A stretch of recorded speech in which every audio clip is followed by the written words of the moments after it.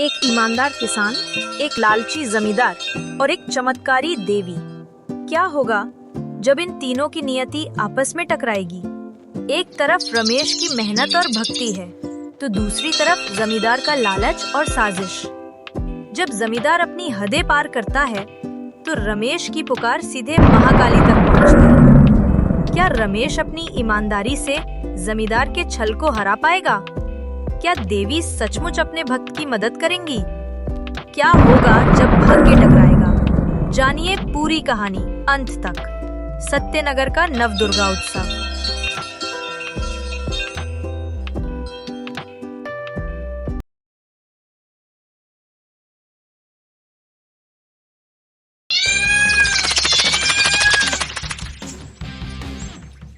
एक गांव था सत्यनगर। ये गांव बहुत शांत और खुशहाल था। इस गांव में रमेश नाम का एक नेक दिल इंसान अपनी पत्नी विशाखा और बेटी उमा के साथ रहता था। रमेश माँ काली का बड़ा भक्त था। उसका मन हमेशा यही सोचता रहता कि गांव में कभी माँ काली की स्थापना क्यों नहीं हुई। एक दिन गांव के लोग चौपाल पर बैठे थे। रमेश का चेहरा उतरा हुआ था। गांव के मुखिया ने पूछा, क्या हुआ रमेश, आज इतने उदास क्यों हो? अरे भाई, कोई परेशानी है तो मुझे बताओ। मुखिया जी, हमारे गांव में आज तक माँ काली की मूर्ति स्थापित नहीं हुई है। जब भी नवरात्रि आती है, बाकी जगह देवी स्थापित होती हैं, पर हमारे यहाँ नहीं। मेरी बहुत इच्छा है कि एक बार हम माँ काली की मूर्ति स्थापित करें। मुखिया मुस्कुराए और बोले, तुम्हारी बात बहुत अच्छी है। अगर तुम चाहो तो गांव से चंदा इकट्ठा करो। हम सब मिलकर माँ काली की स्थापना करेंगे।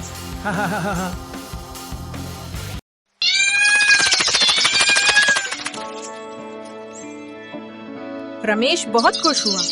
उसने पूरे गांव से चंदा इकट्ठा करना शुरू कर दिया और खुद भी बड़ा हिस्सा दिया।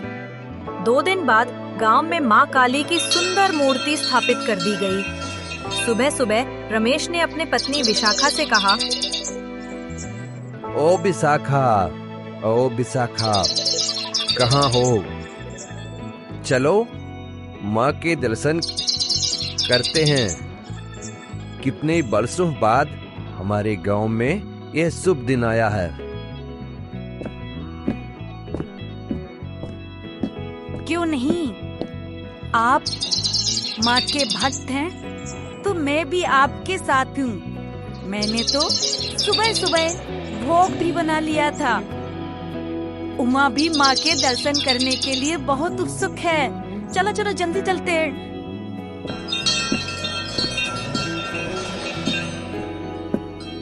तीनों मंदिर पहुँचे। पंडित जी आरती करवा रहे थे। गांव वाले खुशी से झूम रहे थे। जय काली माँ जग के रखवाली, अहंकार को मिटाती माँ तू शक्ति वाली हारी। तेरे नाम से रोशन जग का हर कोना, भक्तों की रक्षा करे माँ तू सबसे अनमोल है। दुखिया की दुख ले माँ तू दया। रमेश और विशाखा ने अपनी थाली से भोग अर्पित किया और माँ के दर्शन किए। पंडित जी ने सबको प्रसाद दिया। ऐसा लग रहा था जैसे बरसों बाद गांव में खुशियाँ लौट आई हों। दिन बीतते गए और नवरात्र का नवा दिन आ गया। रमेश ने गांव वालों से कहा, आज हम भंडारा करेंगे। माँ के प्रसाद से सबको आशीर्वाद मिलेगा। गांव के सभी लोग नवरात्रि के उत्सव में रमेश की भागीदारी देखकर बहुत प्रसन्न थे। चारों ओर खुशियां और उल्लास का माहौल था, लेकिन जमींदार ये सब देखकर अंदर ही अंदर जल रहा था। उसके चेहरे पर ईर्ष्या साफ झलक रही थी। वो मन ही मन सोच रहा था, आखिर कब इसका बुरा कर सकूं। जमींदार का चेहरा क्रोध और ईर्ष्या से लाल हो रहा था। तभी उसके वफादार नौकर ने धीरे से कहा, मालिक, समय का इंतजार कीजिए। समय आने पर हम रमेश को भी सबक सिखाएंगे। ये सुनकर जमींदार की आंखों में चमक आ गई। उसने धीमी आवाज में कहा, हाँ, सही कहा तुमने। सही समय का इंतजार करना ही समझदारी है। गांव वाले खुशी खुशी जुट गए। बड़े प्रेम से भंडारा बना। सबने मिलकर प्रसाद ग्रहण किया। रमेश बोला, आज मैं जितना खुश हूँ उतना शायद कभी नहीं रहा। देखो, सबके चेहरों पर कैसी प्रसन्नता है। सच कहा रमेश, तुम्हारी लगन और भक्ति ने ही है संभव किया है। भंडारे के बाद माँ के विसर्जन का समय आया। रमेश, विशाखा और उमा की आंखों में आंसू थे, जैसे कोई अपनी बेटी की विदाई कर रहा हो। गांव वाले भी बहुत भावुक हो गए। मूर्ति का विसर्जन हुआ और पूरे गांव ने माँ से प्रार्थना की, हे माँ, अगली बार और अधिक आशीर्वाद देकर लौटना। माता रानी की जय, अम्बे माता की जय, जय माता दी। इस तरह सत्यनगर गांव का पहला नवरात्रि उत्सव सफलतापूर्वक संपन्न हुआ।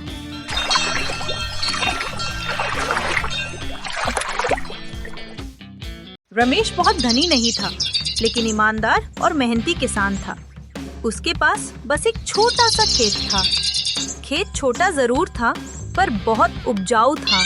खेत के पास ही एक तालाब था, जिसकी सुंदरता हर किसी को आकर्षित करती थी। इस बार रमेश ने खेत में गेहूं बोए थे। 4 महीने की मेहनत और देखभाल के बाद फसल पककर लगभग तैयार हो चुकी थी। सुनहरी बालियां लहराती तो रमेश का दिल खुशियों से भर उठता।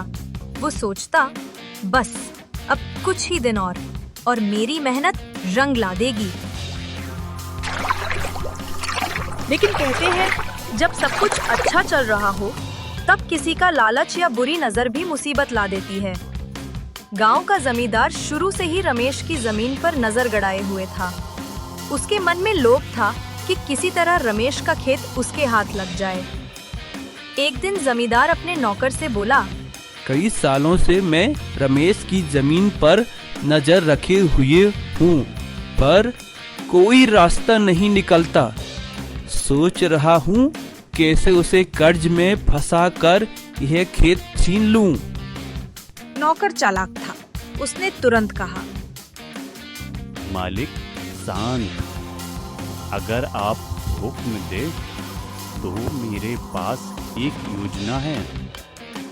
क्यों न हम रमेश की फसल बर्बाद कर दें, और अगर उसकी फसल नष्ट हो जाएगी तो उसके पास गुजारे के लिए कुछ नहीं बचेगा, और मजबूरी में वह कर्जा लेने आपके पास ही आएगा।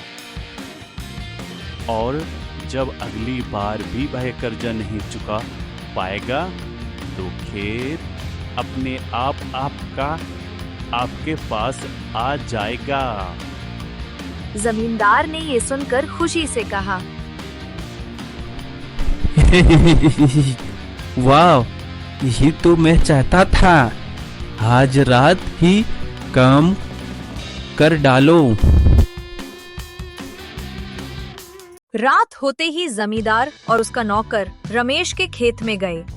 उन्होंने गेहूं की बालियों में कीड़े छोड़ दिए। कीड़ों ने धीरे धीरे पूरी फसल बर्बाद कर दी। हरी भरी बालियां काली पड़ गईं, जमीन पर गिर पड़ीं। अगली सुबह जब रमेश खेत पर पहुंचा और फसल की हालत देखी तो उसके होश उड़ गए। उसकी आंखों से आंसू बह निकले। वह सिर पकड़कर बैठ गया और बुदबुदाने लगा। हे भगवान, ये क्या हो गया? यह कैसा अनर्थ हो गया? कुछ दिन और मेरी फसल कट जाती। ये खेत मेरी दुनिया है। इसके बिना मैं अपनी पत्नी और अपनी बेटी का पेट कैसे भरूंगा? अब 4 महीने तक नहीं फसल भी नहीं होगी। हम कैसे जिएंगे?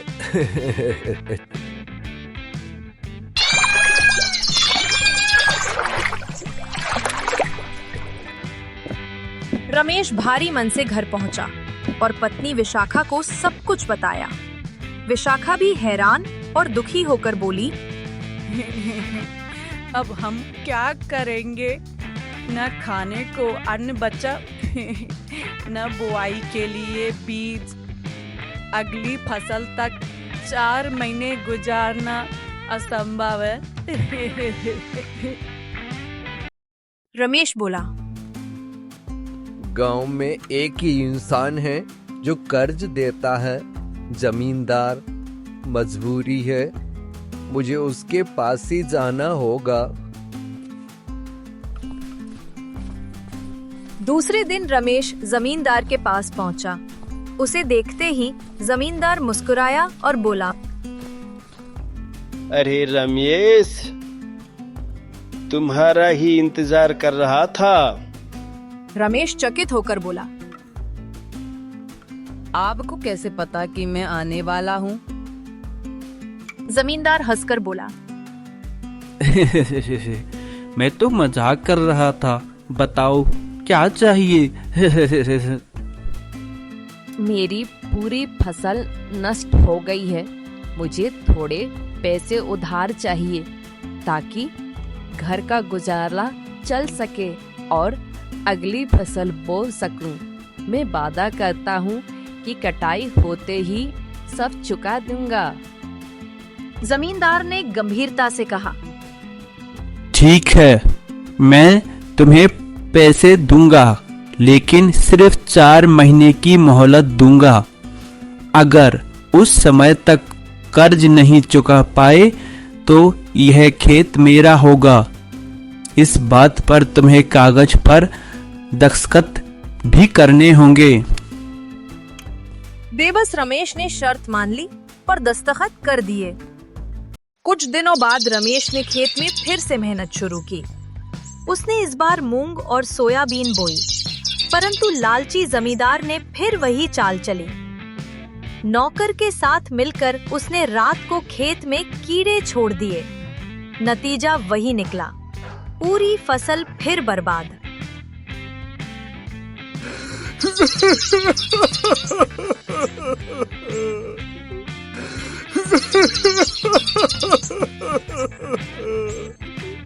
चार महीने पूरे हुए और कर्ज का दिन आ पहुंचा। जमींदार गुस्से में रमेश के घर पहुंचा और जोर जोर से चिल्लाने लगा, रमेश, बाहर निकलो, मेरे पैसे लौटाओ, वरना खेत मेरा है। बेचारा रमेश रोते हुए बोला,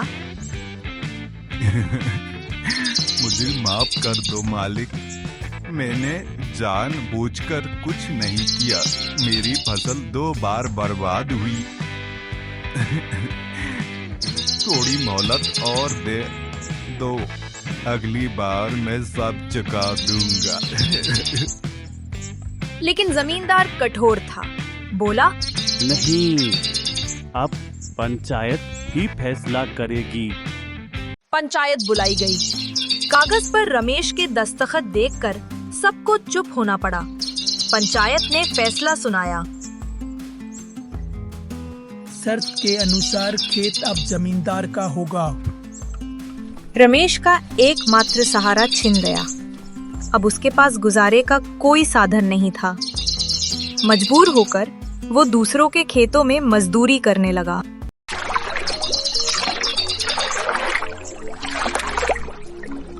लेकिन जमींदार का लालच यही नहीं रुका। वो चाहता था कि रमेश पूरी तरह बर्बाद हो जाए। एक दिन उसने अपने नौकर से कहा, मैं रमेश को गांव से ही निकालना चाहता हूँ। क्यों ना उस पर चोरी का इंजाम लगा दें, तब तो वह हमेशा के लिए मिट जाएगा। नौकर ने हामी भर दी। फिर जमींदार ने रमेश को अपने घर बुलाया और कहा,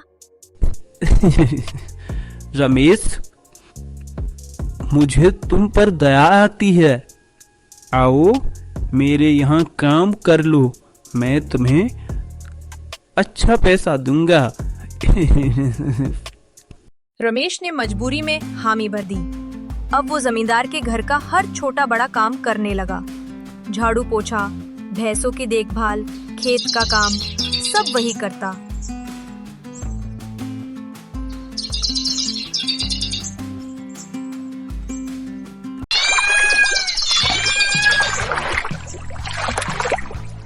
कुछ समय बाद एक दिन जमींदार ने रमेश को खाने पीने का सामान ले जाने को दिया, लेकिन उसने चालाकी से अपनी पत्नी का एक हार भी उस थैले में रख दिया। रमेश घर लाया और सामान परिवार के साथ बांटा, पर थैले में रखा छोटा डिब्बा उसकी बेटी ने खिलौना समझकर अलग रख दिया और पिता को बताया भी नहीं। अगले दिन जमींदार ने हंगामा खड़ा कर दिया।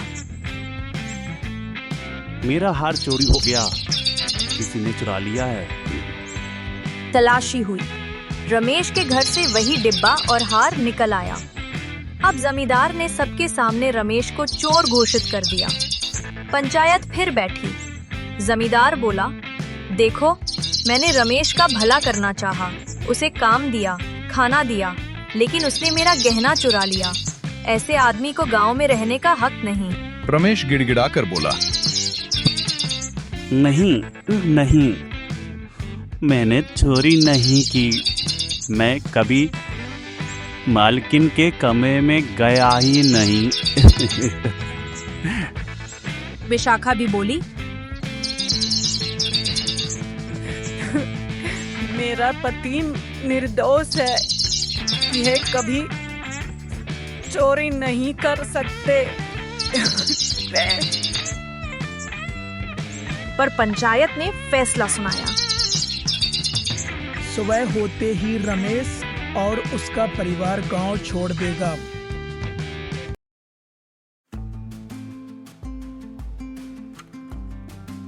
उस रात रमेश और उसका परिवार देवी माँ के चरणों में रो रो कर प्रार्थना करने लगे। हे माँ, आप सब जानती हैं, हमें निर्दोष होते हुए भी सजा दी जा रही है। कृपा करें माँ, सत्य को सामने लाओ। सुबह हुई, तभी उनके दरवाजे पर एक औरत आई। वो बोली, मैं अनाथ हूँ, मेरा कोई घर नहीं है, क्या मुझे कुछ दिन अपने घर में रख लोगे? रमेश और विशाखा ने कहा, हमारा घर अब हमारा नहीं रहा, पर जब तक हम यहाँ हैं तुम रह सकती हो। उस औरत ने अपना नाम बताया, गौरी। गौरी ने उनकी पूरी व्यथा सुनी और कहा, पंचायत दोबारा बुलाई जाए। पंचायत में गौरी ने सबके सामने कहा, सोचो, रमेश ने कैसे हार चुराया। उसने तो कभी मालकिन के कमरे में कदम भी नहीं रखा, और यह डिब्बा जिस दुकान का है वहाँ से सामान जमींदार ही खरीदता है। इसका मतलब साफ है, रमेश को फंसाया गया है। सच्चाई सामने आ गई। पंचायत ने जमींदार को दोषी ठहराया और आदेश दिया, तुमने एक निर्दोष को फंसाया है। सजा के तौर पर रमेश का खेत तुरंत लौटाओ। मजबूरन जमींदार ने खेत लौटाया, पर उसके मन में जहर भर चुका था।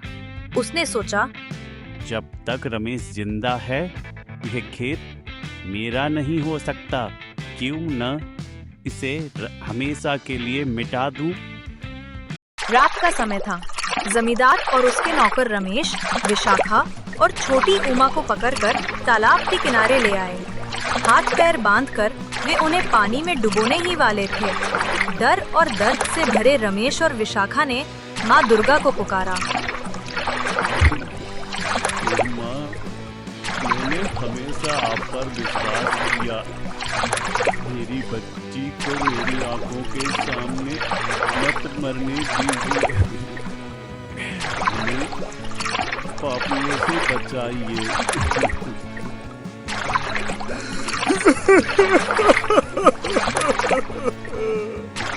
उनकी सच्ची पुकार सुनकर चारों ओर बिजली कड़कने लगी, हवा तेज चलने लगी, तालाब का पानी भी जैसे कांप उठा। माँ दुर्गा ने अपना रुद्र रूप धारण किया। उनकी आंखें लाल अग्नि सी जल उठी, केश बिखर गए, शरीर से तेज प्रकाश निकलने लगा। वे महाकाली बन गईं। हाथ में त्रिशूल, मस्तक पर अग्नि ज्योति, स्वर्ग गगन को कपा देने वाला। जमींदार और उसके नौकर भय से कांप उठे, गिड़गिड़ाकर बोले, हमें क्षमा कर दो, हमसे भूल हो गई।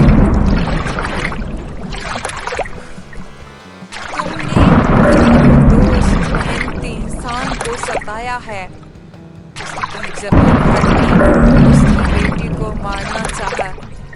अब तुम्हारा अंत निश्चित है। रमेश और विशाखा हाथ जोड़कर खड़े हो गए। हे माँ, आप तो दयामयी हैं। यदि ये पश्चाताप करें तो इन्हें क्षमा कर दीजिए। महाकाली का क्रोध कुछ शांत हुआ। वे बोली, क्षमा तभी मिलेगी जब जमींदार अपनी सारी जमीन गांव में लगाएगा और मजदूरी कर पाप का प्रायश्चित करेगा, वरना निश्चित है। डर से कांपते हुए जमींदार ने स्वीकार किया।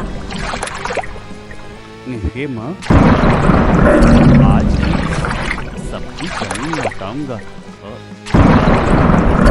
मजदूर बनकर अपना जीवन काटूंगा। माफ के महाकाली ने अपना स्वर नरम किया और बोली, पर यदि तुमने फिर अन्याय किया तय है। फिर वे धीरे धीरे शांत होकर आशीर्वाद देकर लुप्त हो गए। नाव वालों को उनकी जमीन वापस मिली। जमींदार मजदूर बन गया। रमेश, विशाखा और उमा सुखपूर्वक जीने लगे। सच्ची भक्ति और विश्वास से माँ अपने भक्तों की रक्षा अवश्य करती है। बुराई चाहे कितने भी ताकतवर क्यों ना हो, उसका अंत निश्चिंत है। कर्मों का फल देर से ही सही, लेकिन जरूर मिलता है।